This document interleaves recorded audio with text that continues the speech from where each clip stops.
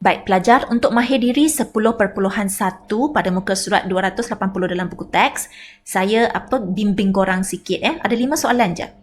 Okay, mari kita tengok soalan 1. Perimeter sebuah bilik makmal yang berbentuk segi empat tepat ialah 64 meter. Jika panjang bilik makmal itu ialah 23 meter, cari lebar bilik makmal itu.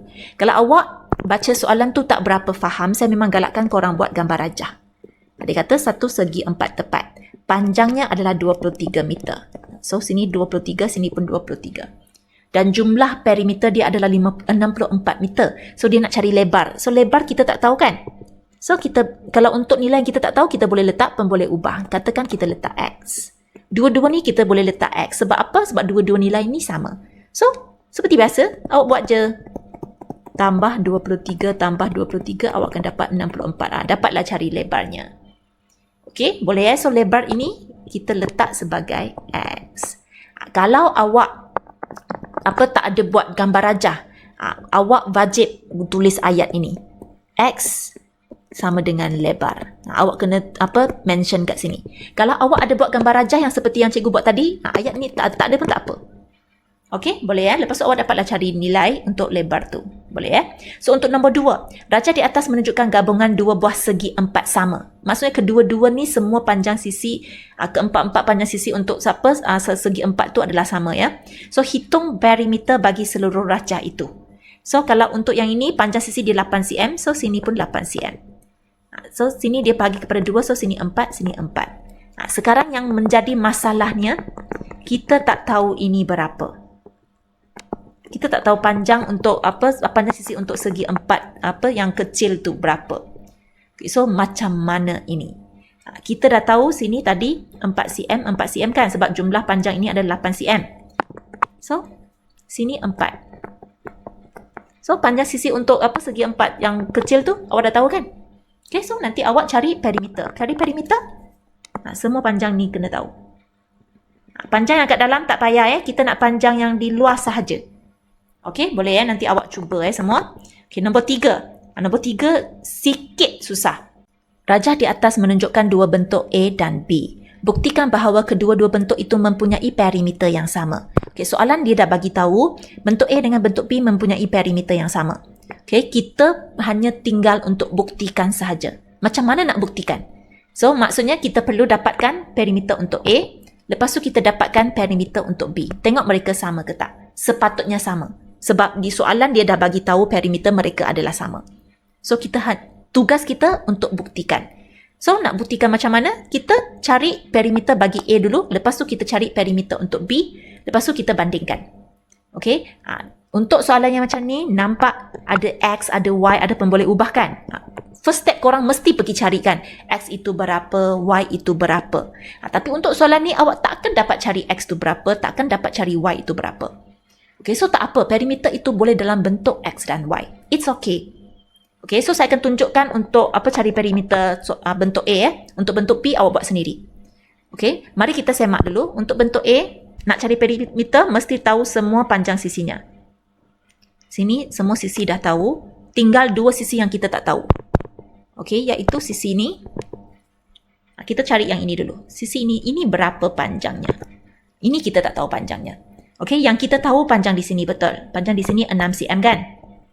Okey, lepas tu panjang di sini yang kita tak tahu.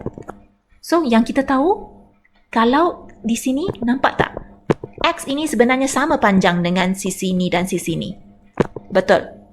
Okey, so untuk sisi yang kita tak tahu ni sebenarnya adalah nilai X tolak 6. Betul tak pelajar? Nilai X ini 6 di sini. So, X tolak 6 kita akan dapat di sini. So, samalah X tolak 6 kita akan dapat di sini. Boleh ya pelajar? Senang So, untuk Y saya rasa awak dah tahu dah untuk yang di sini. Tanang. So, kita nampak ini yang kita nak cari. Okay, di sini kita dah tahu 5. Kan? Okay, so Y tolak 5. Kita akan dapat yang di sini. So, ini pun Y tolak 5. Itu sahaja. Boleh? So, lepas tu kita cari je perimeter untuk bentuk A. Perimeter A. kita tambahkan semua panjang sisinya. Saya mula dengan 6, buat macam ni 6 tambah Y tambah X tambah 5 tambah X tolak 6 tambah Y tolak 5. Okay, lepas tu saya buka kurungan. Ingat, kita dah pernah belajar kalau depan kurungan itu positif, kurungan terus boleh buang. Lepas tu kita susun semua apa bersama. 6 tambah 5 tolak 6 tolak 5. Lepas tu sebutan yang serupa saya susun bersama. Okay, so di sini saya terus dapat kosong. Okay, so kosong tak payah tulis. Y tambah Y, 2Y tambah 2X. Ini perimeter untuk A. So 2Y tambah 2X cm. Ini perimeter dia. Okay, lepas tu untuk bentuk B, awak buat sendiri. Awak kena cari, awak kena dapatkan panjang sisi ini dengan panjang sisi ini. Guna cara yang tadi cikgu ajar. Okey, untuk bentuk A ni. Okey, lepas tu awak cari perimeter bentuk B. Perimeter B.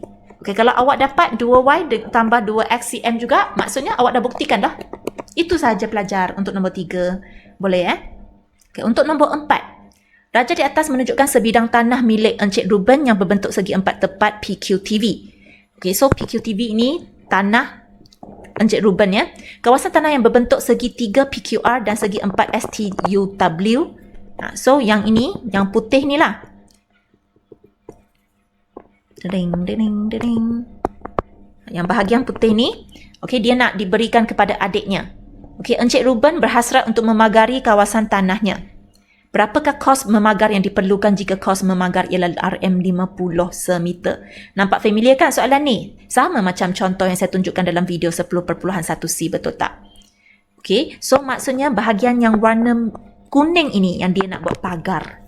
So first step, kita cari perimeter untuk luas, ataupun untuk luas, minta maaf, kita cari perimeter untuk kawasan yang diwarnakan kuning ini. Okay, so pastikan awak dapatkan semua panjang sisinya. Lepas tu, dah dapatkan jumlahnya, awak darab dengan 50. Okay, awak kalau tak lupa macam mana nak buat, boleh rujuk balik video 10.1C yang saya pernah tunjuk dulu Di soalan dia lebih kurang sama je. Okay, so sekarang yang masalahnya, awak kena cari yang tak tahu sisinya, WU dengan WS. Macam mana nak cari sisinya? Tadi kita dah pernah buat di atas dah. Dia sama dengan yang atas. Just yang atas ni bezanya dia ada boleh ubah. Yang di sini kita ada nilai yang sebenar. Cuba kita tengok yang ni, W hingga S. Kita tahu VU tambah dengan WS. WS sama dengan UT kan? Jumlah ini akan dapat 80, betul tak? So, kalau nak dapatkan UT ataupun WS ni, kita guna 80 tolak 52. Betul. So, awak akan dapat yang ni. Awak akan dapat panjang di sini. Nampak tak sama dengan yang soalan 3 tadi? Just yang bezanya tadi, dia ada X dengan Y. Dia ada pemboleh ubah. Yang kita punya ni tak ada. Kita ada nilai sebenar. Okay, so dah dapatkan ni. Lepas tu, guna cara yang sama dapatkan W dengan U ni. Okay, lepas tu, awak tambahkan semua, darab dengan 50. Awak akan dapat jawapan. Okay, boleh Okay, soalan yang last. Seutas dawai dengan panjangnya 54 cm dibengkokkan untuk membentuk sebuah bentuk yang seperti yang ditunjukkan dalam rajah di sebelah. Maksudnya perimeter untuk bentuk ini adalah 54 cm. Okey, jumlah panjangnya 54 cm. Berapakah panjang sisi AB? Soalan ni pun sama macam yang tadi. Dengan cara yang nak cari nombor 3 dengan nombor 4 tu. Bagaimana kan nak dapatkan AB ini? Di sini kita sudah tahu panjangnya. Bagaimana kita nak dapatkan AB? Ini awak kena fikir sendiri. Dia ada sikit je susah. Okey, tapi sebenarnya tak banyak, tak sangatlah. Tapi at least awak kena tahu cara macam mana nak cari panjang tu melalui yang atas ni. Awak dah belajar ni. Okey, awak cuba dulu. Okey, untuk soalan 5 ni. So, saya dah terangkan untuk nombor 1 dengan nombor 1 hingga nombor 5. Saya harap dapat membimbing awak sikitlah untuk cuba menjawab. Selamat menjawab.